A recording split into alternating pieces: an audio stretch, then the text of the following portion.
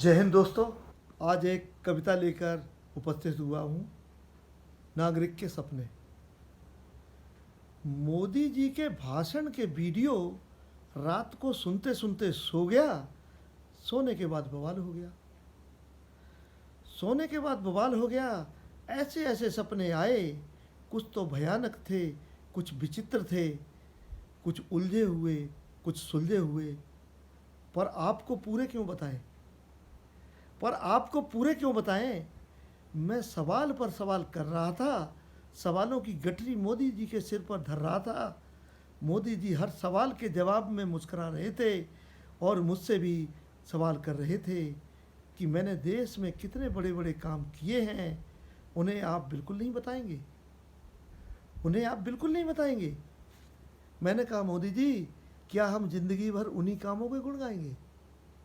मैंने कहा, मोदी जी, क्या हम जिंदगी भर उन्हीं कामों के गुण गाएंगे? आपसे उम्मीद है, इसलिए सवाल भी आपसे ही पूछे जाएंगे। आपसे उम्मीद है, इसलिए सवाल भी आपसे ही पूछे जाएंगे। मैंने कहा, आप देश में कानून का राज कैसे लाएंगे? मैंने कहा, आप देश में कानून का राज कैसे लाएंगे? आप जो भी कानून बनाएंगे, कोर्ट में कुछ वकील याचिका लगाएंगे और कानून खारिज हो जाएंगे। और कानून खारिज हो जाएंगे। फिर मैंने कहा, आप अच्छे शिक्षक कैसे लाएंगे? आप अच्छे शिक्षक कैसे लाएंगे? गणित में 100 में से 4 अंक पाने वाले को जब गणित का ही अध्यापक बनाएंगे। गणित में 100 में से 4 अंक पाने वाले को ही जब गणित का अध्यापक बनाएंगे। यदि विकास की कोई भी योजना चलाएंगे तो उसके पैसे चोरों की तिजोरियों में चले जाएंगे। नेता आतंकी गठजोड़ तो बने रहेंगे। क्या सैनिकों को ऐसे ही मरवाएंगे? क्या सैनिकों को ऐसे ही मरवाएंगे? यदि अग्निवीर जैसी कोई अच्छी योजना लाएंगे तो पूरे देश में आग लगवाएंगे। अब कुछ भी आप अच्छा करेंगे या विकास की बातें करेंगे, विपक्षी उसका उल्टा संदेश जनता तक पहुंचाएंगे। और जब आप ही उल्टा चोरों से गाली खाएंगे तो आप फिर हमें क्या बचाएंगे? आप कृषि कानून लागू नहीं करा पाएंगे तो फिर जनसंख्या नियंत्रण और यूसीसी पर कानून कैसे लाएंगे? आप कृषि कानून जब लागू नहीं करा पाएंगे तो फिर जनसंख्या नियंत्रण और यूसीसी पर कानून कैसे लाएंगे? यदि राष्ट्रपति महोदया की सलाह पर आईएएस और आईपीएस की तरह जजों का सिलेक्शन यूपीएससी से कराएंगे तो 100% देशवासी तालियां बजाएंगे।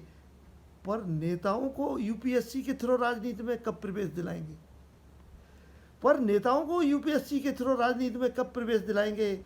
मोदी जी मुस्कुराने लगे, फिर तालियां बजाने लगे।